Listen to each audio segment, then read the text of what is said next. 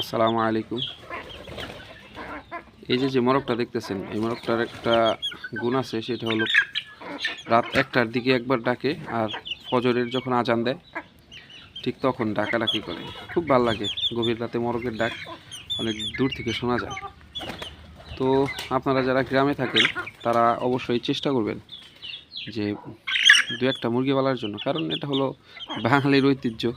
এই কারণে ঐতিহ্য বললাম, কারণ আপনারা গ্রামে যেখানেই যাবেন দেখবেন যে কারো না কারো বাড়িতে, প্রায় সব বাড়িতেই আপনারা দেশি মুরগি দেখতে পাবেন।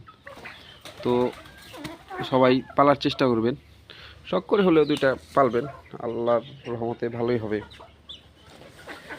আর এই শীতে অবশ্যই মুরগিকে যত্ন করে রাখবেন, মাঝে মাঝে ওষুধ খাওয়াবেন, ভ্যাকসিন, রানীক্ষেতের ভ্যাকসিন দিয়ে রাখবেন। কারণ আপনারা জানেন যে শীতে রানীক্ষেত রোগটা অনেক বেশি হয়, ঠান্ডাও মুরগির অনেক বেশি লাগে।